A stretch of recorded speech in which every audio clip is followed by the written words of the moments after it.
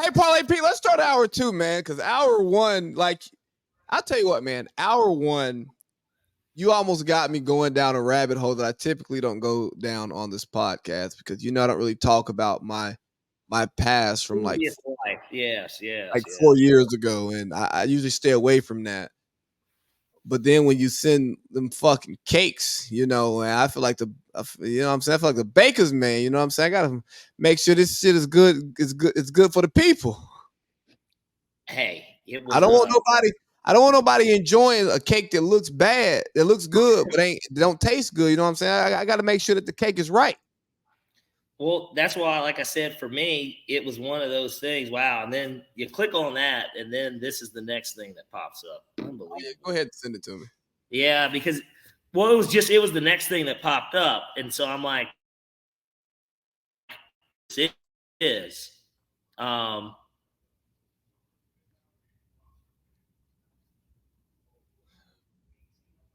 What was that one song? Good Googly Moogly. That thing is juicy.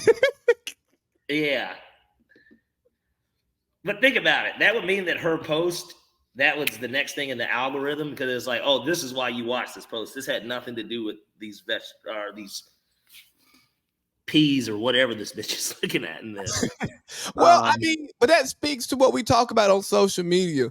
When the girl is like, look at my shoes, but she's bent over, and it's like, yo, short. Your shoes. I really need to get my hair done. And then it's like, but it's the meme of Principal Skinner bent over. It's like, that's the picture of the hair. And it's just like, her hair is not even in the fucking photo.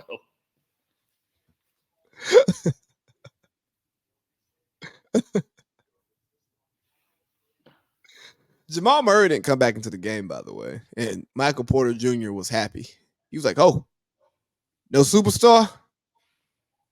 It's my time. All right, man, let's go. Holds so much value in the league. Huh? Michael Porter holds so much value in the league. Yeah. He's the type of player that a lot of people want. Like, when a lot of Porter kind of to be. I was gonna say like Lamar Odom, but maybe even slightly better in a weird way. A little inconsistent shooting, but he's an inconsistent. He's like an inconsistent shooter, like 3-point shooter at least. But imagine he could be Lamar Odom. Imagine Michael Porter and LaMelo Ball playing together. There'd be a lot of niggas not knowing who's who if you're a white guy you watch. But that'd be nice. That would be nice. Because what I don't think gets acknowledged, it is acknowledged by his contract. Michael Porter could score more points on a night-to-night basis on a different team. He'd be a 25-a-night dude with the Pistons, even with Cade. Put it this way, he's a better player than Kyle Kuzma. And I like Kyle Kuzma, but he's better than Kyle Kuzma. But Kyle Kuzma is basically the leading scorer on the Wizards. Yeah, because Jordan Poole is cheeks. Yeah. Denny Etcheverry, nigga, is probably second in scoring on that team. That's how poor that team is. Denny Avdia? Yeah, whatever. I'd say Etcheverry. The Israeli player. Now, how would you feel if somebody called you Paris? I've dealt with it before. I've lived. I just want you to know that you're a fucking prick. Not a prick. You only post new shit on Snapchat when you're doing something really cool. Or you post memories of you doing shit really cool. It's not the same content. It's always completely different content. Nigga, I know. I watch them. Yeah. I just go, this fucking prick. Yeah. Because the thing is, dog, you are like a very low-key active social media guy. Like, you're active on Twitter. I doubt that you tweet. Oh, I do tweet, though. With no followers, I tweet, yeah. In terms of actually putting out content, I use Twitter more than any of them. I know you're active on Instagram, but you don't post. No, I don't know if I'll ever post a picture again on Instagram. Like, I know I don't even invite you to collaborate on like the pics when I put them out because I know you just don't post on your page.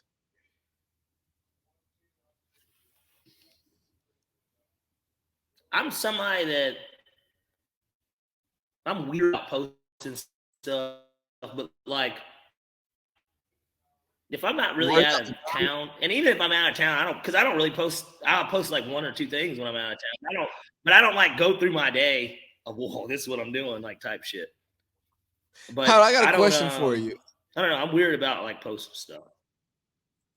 This got sent to me about 10 minutes ago. Is Drew Holiday the Kevin Durant of Pat Bev's?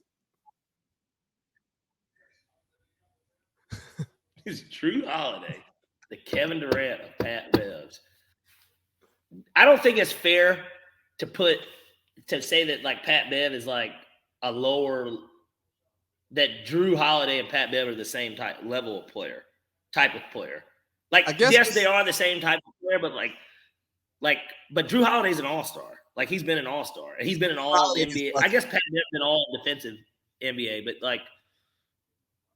Hold on, I got another one for you. Not fair. I got another one for you. Kyle Korver is the Tim Duncan of Max Strus's. What's with these comparisons of other NBA players? I don't know. It just came to within a genre of player. It came to my inbox. I got another one for you. Ben Wallace is the LeBron James of Robert Williams.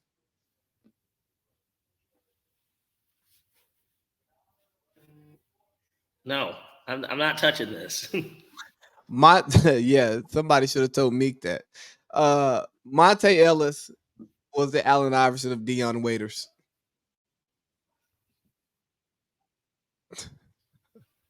All right, let's move on. We're past the NBA. I got two more. I got two more.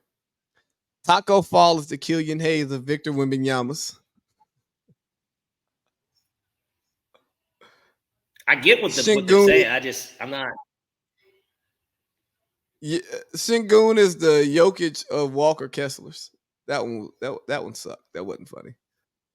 That wasn't a good one because they could have just said that Sengun is the,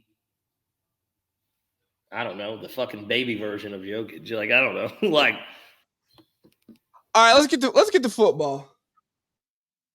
We are all here to do what Falcons do. Guys, here's what we're doing. We're gonna run this. I got you. We're getting ready to run the piss out football. Time to get going. I got you. Hey man, look, our coach Raheem Morris, baby. Anyways, he came out and he had some comments, and he pretty much said, "Hey, if our quarterback play was better, I probably wouldn't be here today." You talk about Christmas in fucking February. Talk about Christmas and Black History Month, even though Black History Month is over and we didn't acknowledge it on this podcast because we live Black History Month every day. I was just overjoyed that Raheem and Terry as well, but Raheem at the combine made it very clear. Desmond Shitter is getting off the pot. And I don't think we're giving this guy a visor or a clipboard either. Because to publicly call out the quarterback play means we don't give a fuck about how you feel, which means we don't want you here.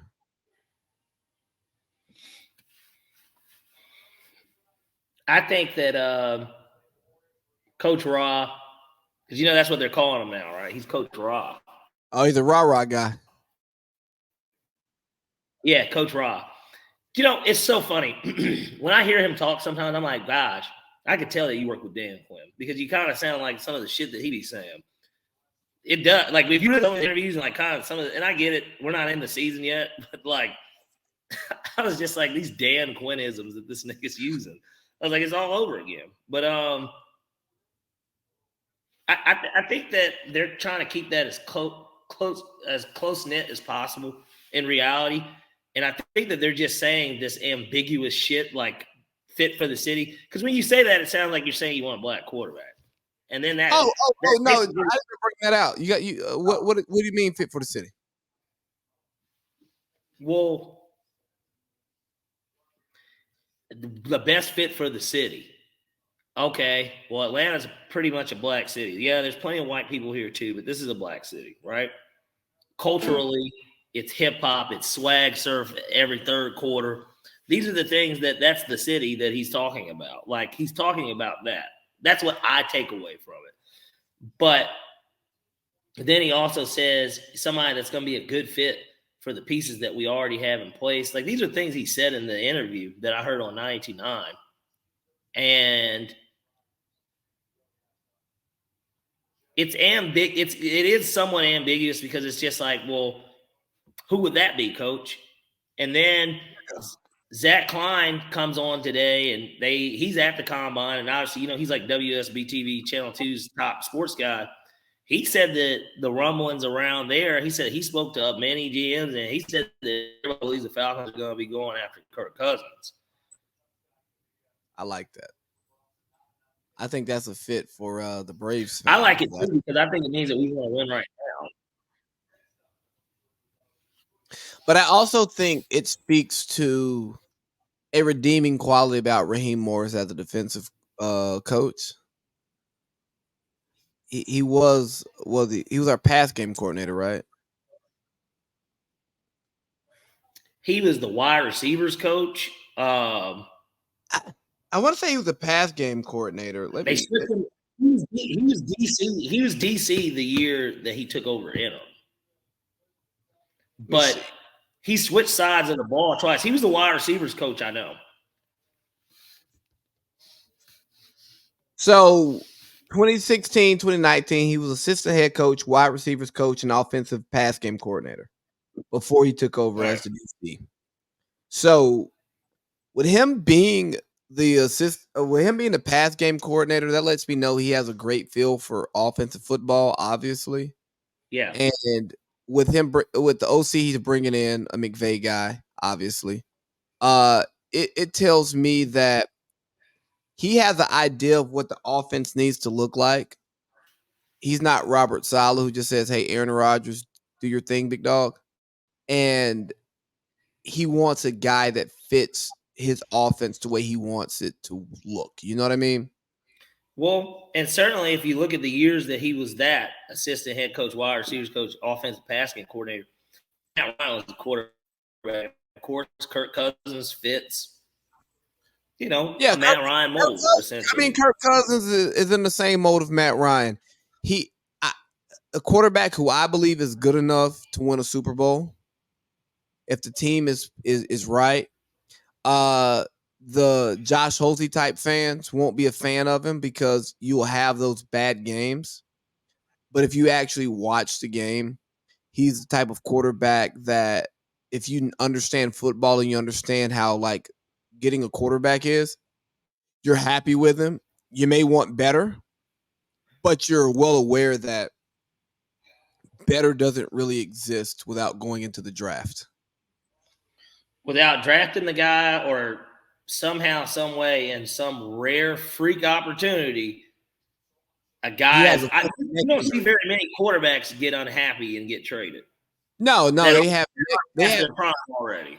They have neck injuries, and they end up in Denver.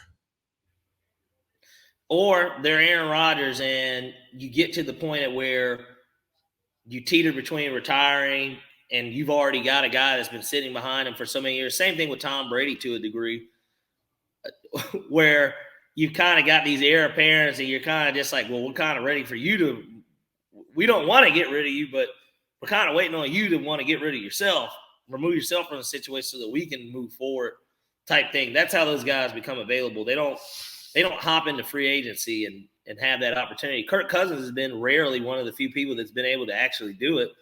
And that's all thanks to the Redskins because they franchise tagged him twice, which made it to where nobody could ever do that again. And every contract he signs here on out, the Vikings gave him a guaranteed contract too, to where now it was almost impossible for Kirk Cousins to never win in free agency. Like, he's going to win every time. Yeah. He's always going to be in the market because if you franchise tag him a third time, I think it's 150 or 200% of whatever the stuff. Somehow we're paying him like $80 million for 1 year. So I'm all about bringing in Kirk on a 2-year with an option. Heavy guarantees those first 2 years. Well, you make it a 3-year with really that third year being void. 3 years, $90 million. You're going to give him $45 million a year. And then you look in the second and third round and you draft the best available quarterback. Spence? You know what? I'm not mad at it. Spence has 2 years ago everybody thought could be the number 1 pick. Right. The skill set's there. Real quick side note, the Lakers did beat Washington in overtime. AD had 40. AD had 40 and 15. LeBron had 31, 9 and 4, and D'Lo had 22. What did Jordan Poole finish with? 34. Okay. Off the bench. How about Kuz? 20 on 16 shots. 10 boards. 4 for 8 from 3. 7 for 16. Just didn't get fouled. He had a pretty good game. Marvin Bagley led was second in scoring for the Wizards. And Corey Kispert had 20. Yeah, so what about Dinwiddie? No, talking about bitch. Denny Avdia? Yeah. He had 15 and 15 boards. That's a low game for him point-wise. Well, since we're here, Dinwiddie had 10 points in 26 minutes on 5 shots. Wow. That might be his highest scoring game as a Laker. Wow. You can definitely tell Zoe is still in Ireland because Boink is up. Why? He's viewing things? Yeah. I sent Boink and Eric Boyd the post you sent me, and Boink has seen. Which one? Both. Okay. I like to make sure my fellow married friends get the good Instagram filth. Yeah. Glad Zoe doesn't listen to this, and neither does Sin. Yeah. Hopefully Sarah's mom doesn't tell on her.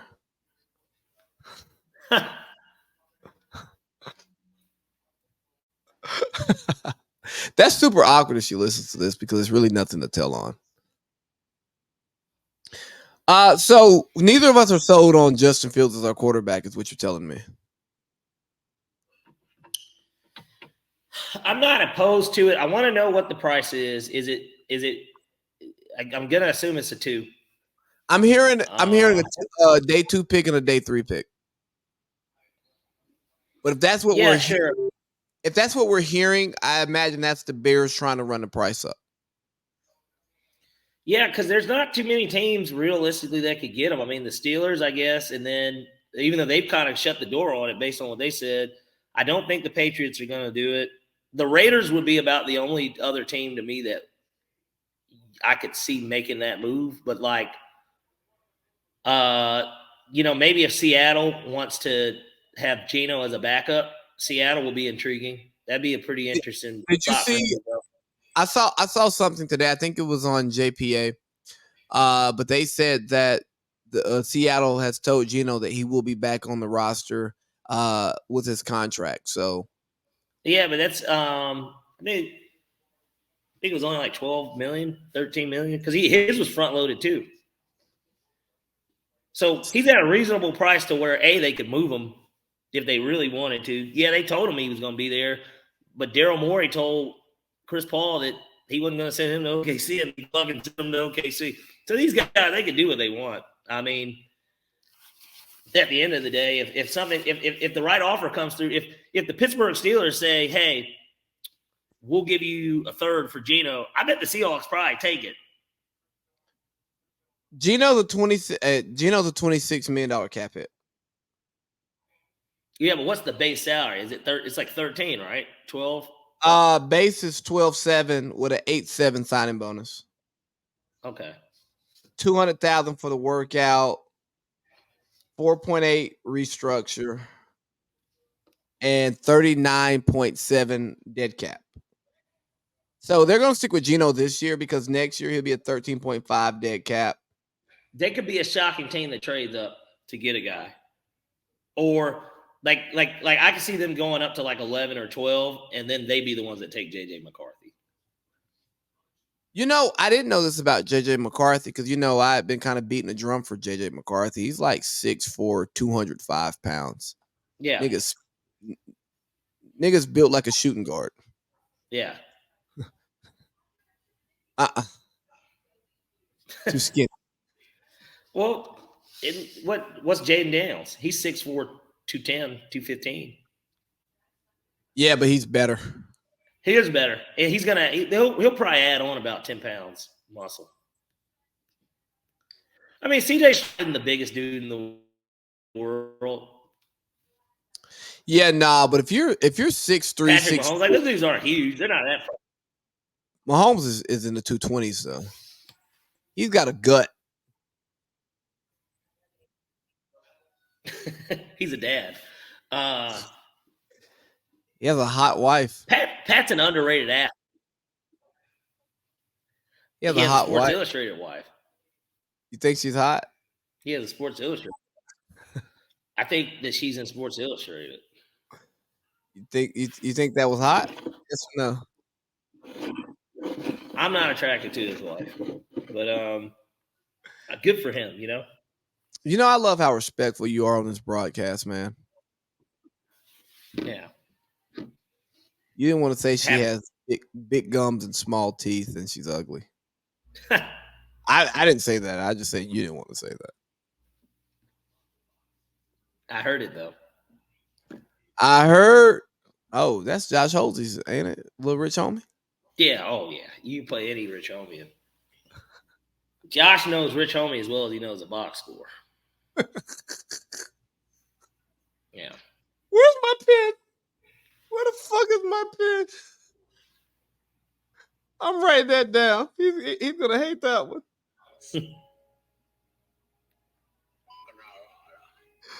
Oh shit. Let's see what else we got in football. I've been listening to some Merrill Hodge content. Alexander Mattison got released. Yeah, he'll be an Eagle. They're like, you know what's funny? I took Alexander Mattison like in the 5th round of fantasy this year. Yeah, you took him higher than you should have. Well, it cleared the way for him to be RB1. Nobody knew who the backup running back was. They just had got rid of Cook. He did pretty well when Cook was out. I thought he was going to do something. He didn't do anything, though. So, you know, lesson learned. Yeah, I didn't judge the pick when you made it because I understood the logic behind it. But yeah, we got Merrill Hodge pretty much shitting on Caleb Williams and Drake May. Does that mean anything to you? No, because Merrill Hodge has been out of the sports media light for a while now. Does that mean he doesn't know what he's talking about? When I heard him say that Drake May wasn't athletic, I called bullshit. I'm gonna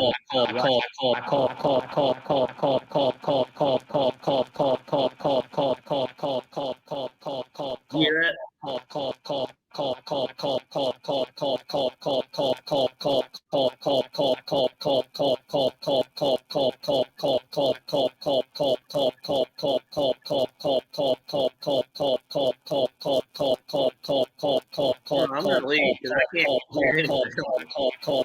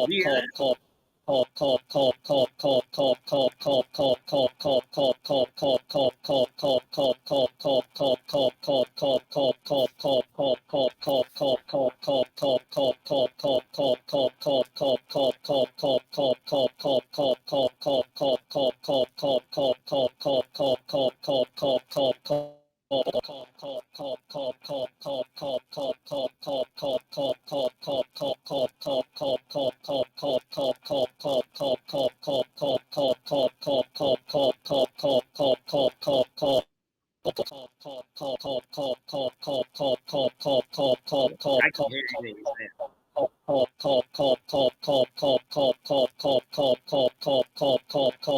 Type in the private chat. Did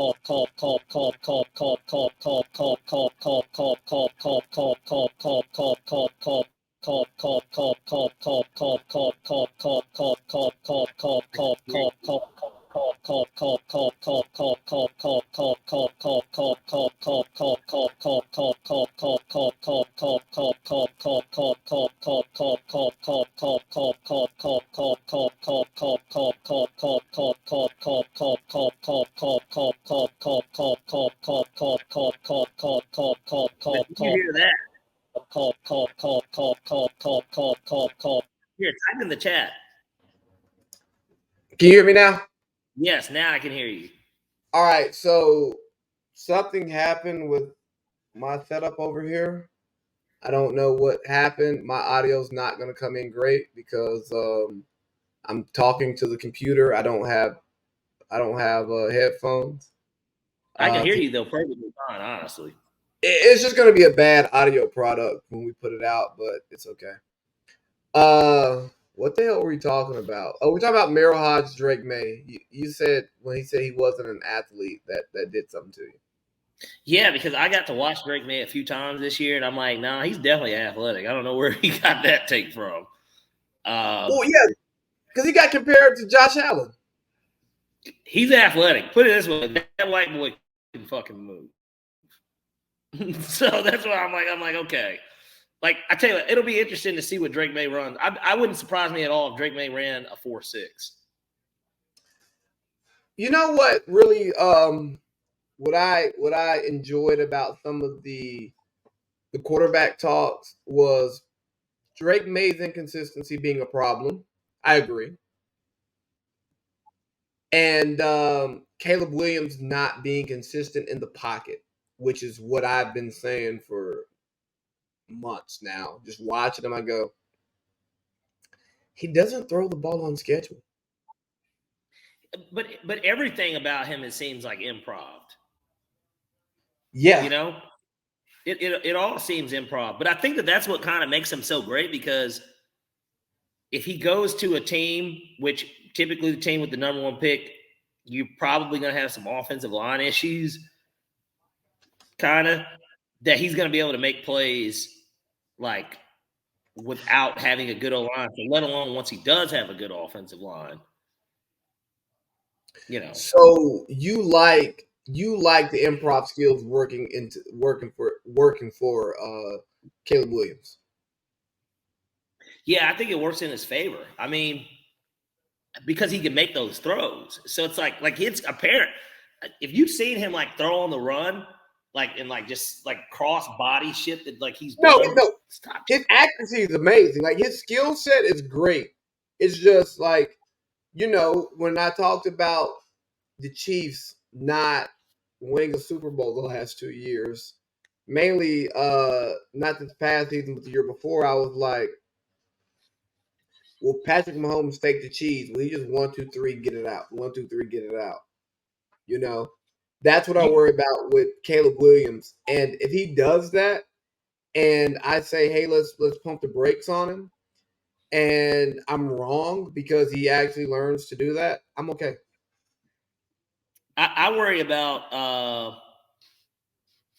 the fact that Matt Eberflus is his coach. I know that they got Shane Waldron, but I worry about the fact that Matt Eberflus is his coach.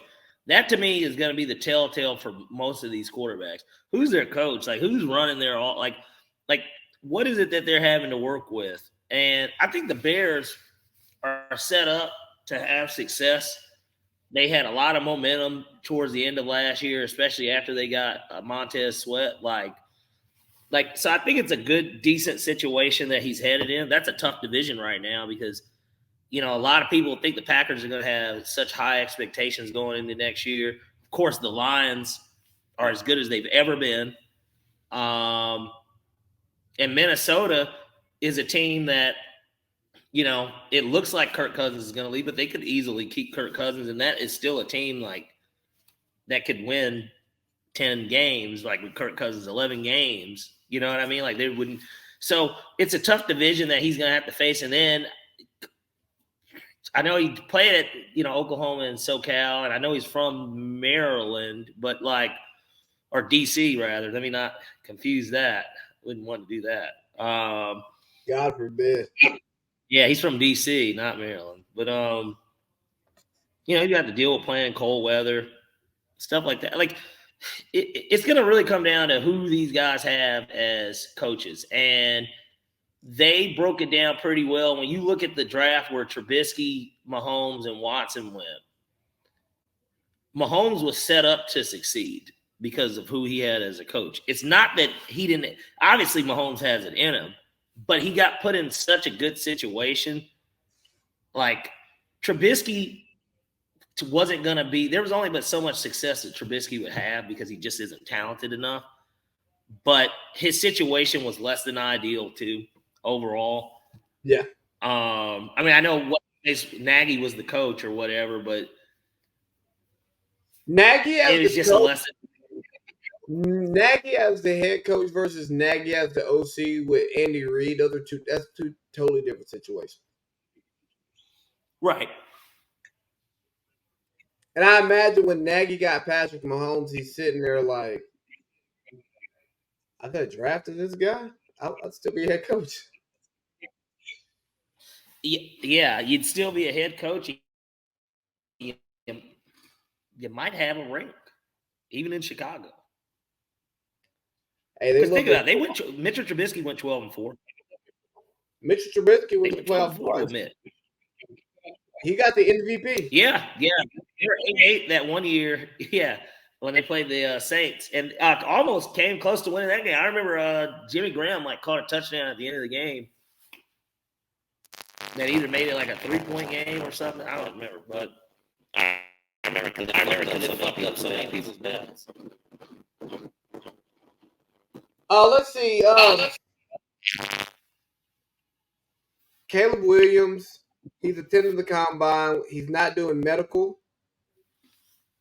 With teams that chose not to sign off having his medical records shared with all 32 teams. One league source believes Williams is the first combine invitee to attend the event after declining the medical exams, which are typically considered to be one of the most essential elements of the combine. Caleb Williams is dropping his dick. I mean, to put on top of it, he doesn't have an agent. And reports say that he made $10 million in NIL. This guy is what all the baddies want to be. I know my worth. More importantly, if you don't want me, I already know there's somebody waiting on me. Yeah, and I'm not even mad. I'm not even mad at what Caleb Williams is doing. because he has the leverage. It's like, well, shit. I got to go play for a team that I may not want to play for. Well, I'm gonna go about it my way. And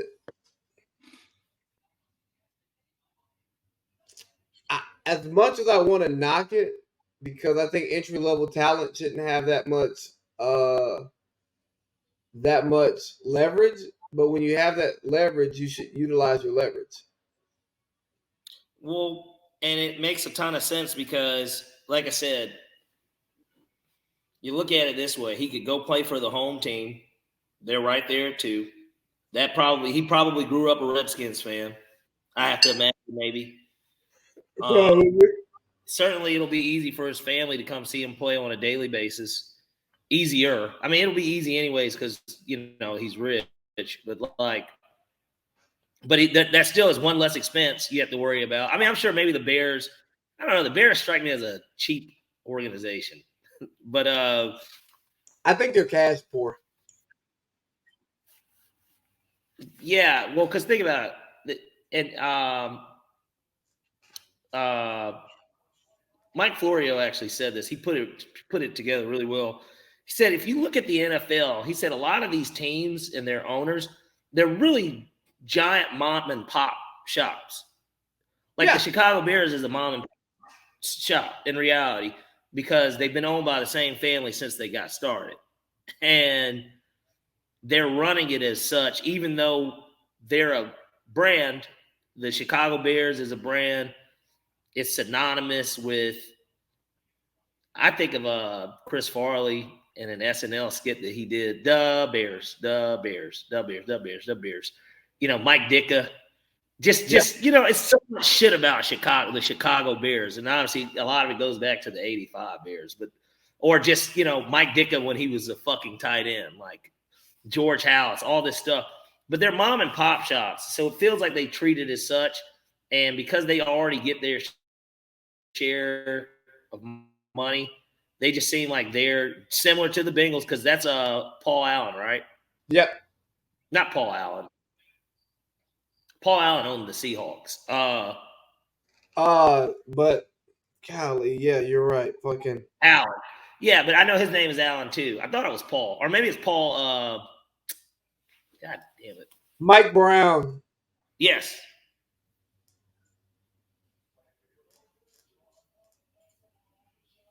Paul Brown is you think about Paul Brown. Yes. Mike Brown, Paul Brown's son. Yes. But these are all the same teams that have been owned. When you look at the teams that are owned by the same people, like from the get-go, they're cheap. I mean, I'm looking at this. Mike Brown owned the Browns from 46, coached the Browns from 46 to 62, coached the Bengals from 68 to 75. He was the general manager and part owner of the Browns from 46 to 62, and then he became the owner of the Bengals in 68 until 90. So yeah, they got multi-million-dollar. These guys have multi-million dollar billion, like mom and pop shops. $1 billion. Yeah, no, I said billion. Yeah, with a B. Yeah. Billion, not million. Billion.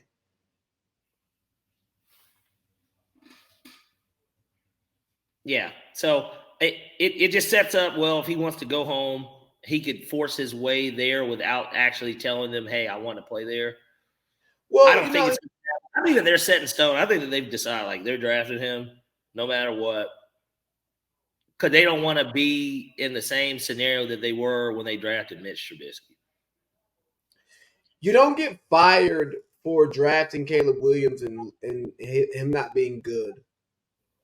But you get fired for not drafting Caleb Williams and you're not good. For sticking with Justin Fields, if you get much more of what it is that he's been. I mean, even when you look at last year, they won 7 games, but I think only like 3 of them were with Justin Fields because Tyson Baguette went like 4-1. So, or even if you move back to 2 or 3. Yeah, well, right. And like you still draft a guy, if the guy that you didn't draft looks good, you're fired. even if you move back to 3, and Drake May ends up showing out in Washington, you're fired. Yeah. But if you're the Bears, they wouldn't do this. The Bears are in such a good position because they have an ass ton of cap. They've got some really quality young players. Why not trade back if you could trade back with like New England to 3? Why not let them take the quarterbacks? You're sitting at 3. You say to yourself, because I think you sent it in a group. You sent it with me and Justice, I think, in a text. And it said, what's the best deal? I said, the New England one by far, because I said, you're moving back 2 spots. You could take another quarterback if you want, or trade back again and at 3 with somebody else. You're going to get 2 ones. The Patriots aren't going to be good next year.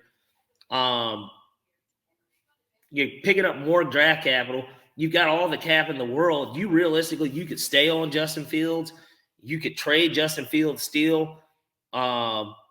You've got enough money to where if you want it, you could sign Russell Wilson. You could sign Kirk Cousins. Like, they've got so many different ways that they could go. Now, look, that's just me being a Madden franchise owner, because that's what I would do in that scenario. If I could trade back from 1 to 3, get a haul of a 1 from New England and a 2 in that year's draft, maybe even get a player or something out of the deal, sign me up. And then you're in that position of, okay, do we like the quarterback here? Do we like Fields? Are we going to move on from Fields? Do we think that we want to sign some? Or I guess they would have to sign the quarterback first going into the draft, which would lose their leverage. But then they could be making those trades like now. You know what I mean? Like right now is when you're making the deal, because then everybody will be like, man, what the fuck are they doing? And then, or you sit at 3. Let's say you make the trade tomorrow with the Patriots. You move to 3. If the Patriots are inclined to get 1, then that's the type of deal you get. They're 1 next year and they're 2 this year, or 2, however that works. You get that deal done. You're still sitting at 3. You still have Justin Fields. Maybe you move on from Justin Fields immediately. Like, you trade him too. So then everybody's like, oh, what are they going to do? Question or Cousins, nine Cousins, and then you still have the number 3 pick. You could draft Marvin Harrison. You could trade back down, maybe get Neighbors instead. Like, if the Giants want to move up to 3 because they want Jaden Daniels, or so many options they could have, though. Yeah, no, there's so much that they can do, but I think because Eberflus knows it's win or you're gone, he's not taking risks. And I think that's the biggest problem. But I think that's the biggest problem in the NFL is that teams don't make decisions that could be the best decisions because the guys sitting in the seat don't want to take the risk because they might lose their job.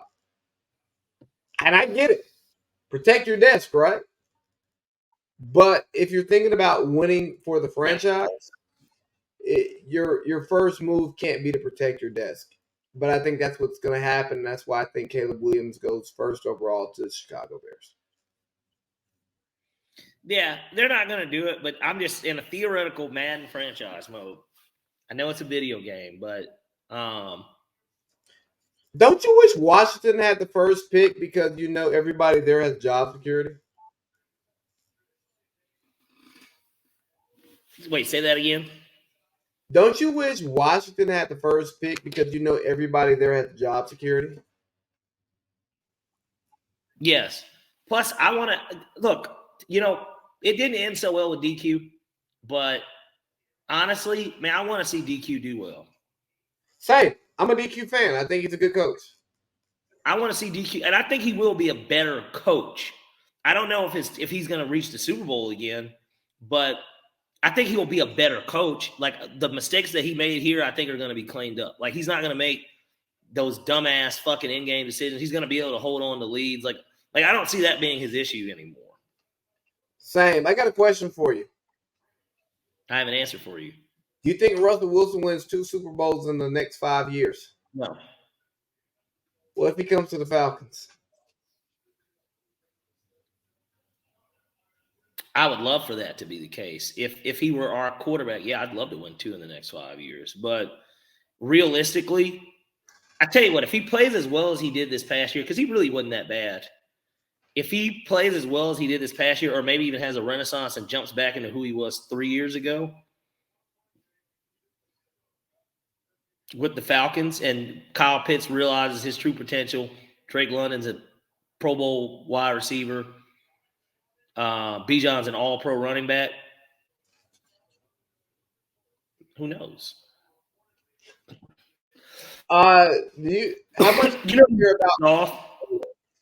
McCole Hartman called out the Jets culture. Pretty much said like, y'all niggas don't know shit about winning. Y'all also aren't using me right. Let me call you guys out. And then the Jets came back and defended their culture to the guy who caught the game-winning pass in the Super Bowl. I think McCole knew what the fuck he was talking about. But there was also that rumor that that he was giving out game plans. Do you think that mattered? No, because when they said the game specifically that he gave them out for. Oh, man, Shaq just walked off set.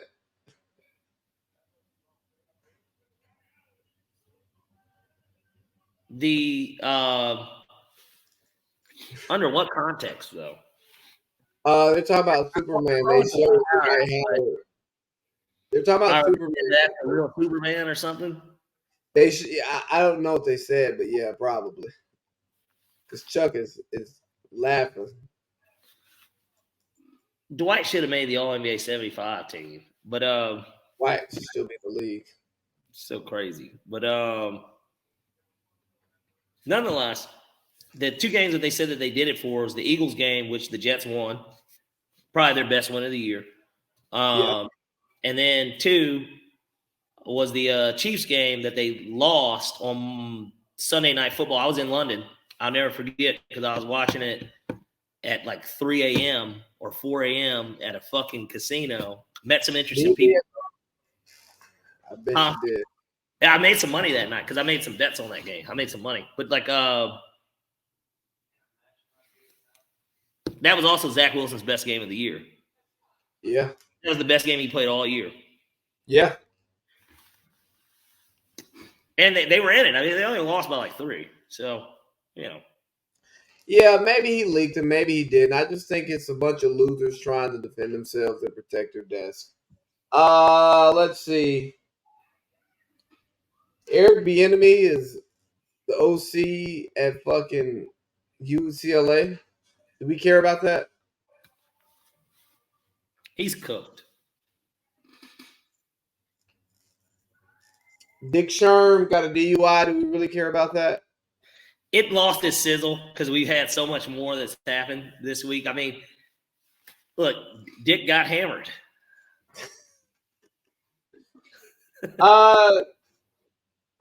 NFL's talking about getting rid of the chain gang. Interesting. It falls in line with the way that our world, the direction that the world's moving in, taking more jobs away from humans. The NFL tested optical tracking in 2 stadiums and in the Super Bowl last season for line of game rulings. It will require a vote for approval, and the technology won't be ready for next year, but it's only a matter of time. I don't want to. I like the chain gang. Kind of like Jerry Jones has talked about. I like what the human element brings to the game of football because there's mistakes. I don't want the game to be perfect. Yeah, it's similar to baseball when they wanted to talk about having robot umpires for the strike zone. That's kind of a part of the game, right? Like it needs to be a human that's looking at it. These guys are never going to be perfect, but they do for the most part, they do a damn good job, right? Yeah, and they make human mistakes, and it gets outraged. And I think that the NFL, I think the league should want outrage. I think the league should want bad calls. Some pandemonium, right? Yeah, because it's great for Spurs' sake. It's great for Undisputed. It's great for Greeny. It's great for Cowherd. Like I think these are the things that it's great for NFL commercials 20 years from now. I have to imagine that 20 years from now, we're going to get a commercial, or maybe even 10 or 15 years like from now, we'll end up getting a commercial of Drew Brees throwing a pass and then somebody hitting somebody before the pass gets there or something. Like, it'll be something to where they incorporate that, and then he just shakes his head. Like, so it's good to have these things as memories, these bad things that happen. Yeah. Like, I love the fact that the Saints didn't get that, because they probably would have went to the Super Bowl and they might have fucking won. So, think about it, we would have got a Brady Brees Super Bowl in Atlanta. That is the last thing that I would have wanted here. A year after we go to the Super Bowl, no, it wasn't a year after, but 2 years after we go to the Super Bowl and lose to the Patriots, Tom Brady and the fucking New Orleans Saints are playing in Atlanta for the Super Bowl. What type of bullshit would that have been? Everybody would have loved it, but people from Atlanta. Yeah. So it's good that happened. Jared Goff in the Super Bowl. I love it. David Tapper is running up ticket prices. Mad Dog Russo was not a fan. They said like 4 or 5%, right? Yeah, some shit like that. He's got some fucking nerve. David Tapper, you know what? We need to go ahead and get the scandal going, get him out of there. David Tapper doesn't need a team. How could Dan Snyder get replaced so quickly? It's the NFL, baby. There's only so many rich white billionaires.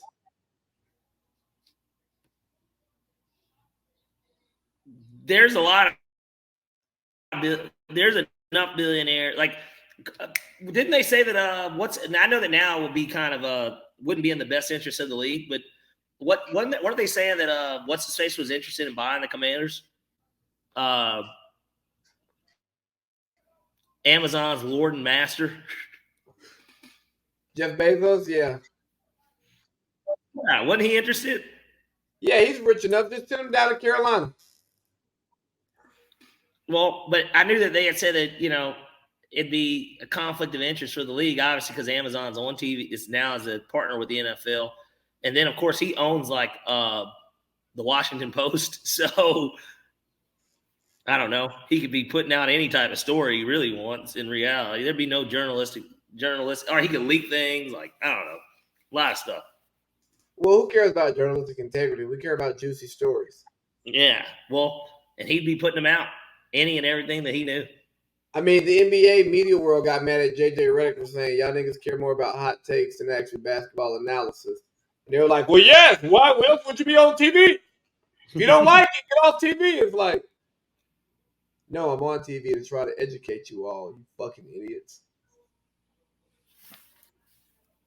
You ready to close the hour 2, get to the culture?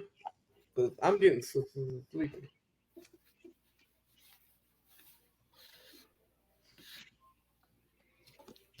I gotta change this. I got the next game back on now. Shit. All right, guys, that's hour 2.